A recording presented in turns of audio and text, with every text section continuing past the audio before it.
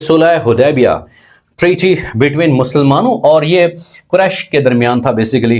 तो मुसलमानों और कुरैश के दरमियान था। और फिर ये भी सबसे ज़्यादा अहम है कि सुलह हुदैबिया को कुरान मजीद में किस नाम से दिया गया है, कौन सा नाम दिया गया है? फतह मुबीन के नाम से दिया गया है, फतह मुबीन के नाम से। और ये कब होता है सुलह हुदैबिया? सुलह हुदैबिया 6 हिजरी में होता है।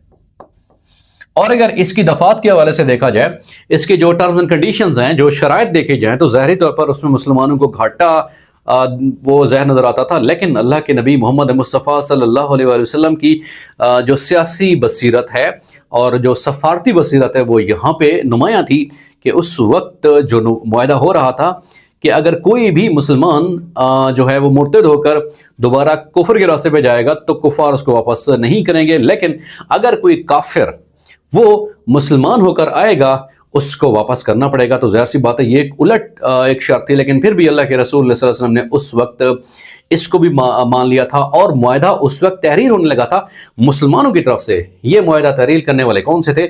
मौला अली करमुल्लाहु वजहू थे, याद रखिएगा।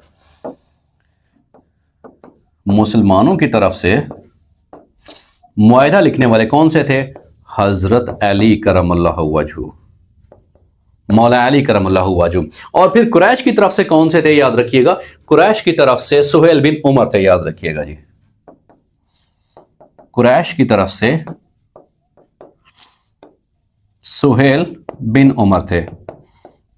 और अभी ये मुआहदा लिखा जा रहा था, अभी इसके ऊपर दस्तखत होना बाकी थे। यूं कह सकते हैं कि ज़बानी कलामी ये मुआहदा हो चुका था, लेकिन तहरीरी अभी बाकी था। तो उस वक्त अबू जंदल का जो सुहेल बिन उमर का बेटा था, हजरत अबू जंदल जो नया नया मुसलमान हो गया था, अबू जंदल इनका बेटा हजरत अबू जंदल रज़ी अल्लाह तआला अन्हु, ये नए नए मुसलमान हुए थे और मुसलमानों की तरफ वापस लौट आए और बेड़ियां थी। और इस हालत में वो आए अल्लाह के नबी सल्लल्लाहु अलैहि वसल्लम के पास कि अल्लाह के नबी मुझे बचा लीजिए कुफार के जुल्म सितम से, क्योंकि इन्होंने मुझे कैद करके रखा हुआ है।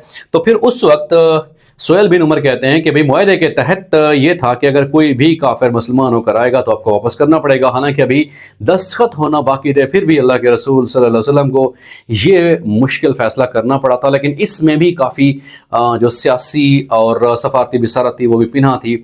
और अल्लाह के रसूल सल्लल्लाहु अलैहि वसल्लम ने बोझल दिल के साथ ये फ़ैसला भी कबूल किया और फिर हज़रत अबू जंदल को सब्र की तलकीन दी। तो यूँ एक ये भी सवाल आता है कि कौन से साबित है कि जिनको वापस करना पड़ा था? वो हज़रत अबू जंदल थे।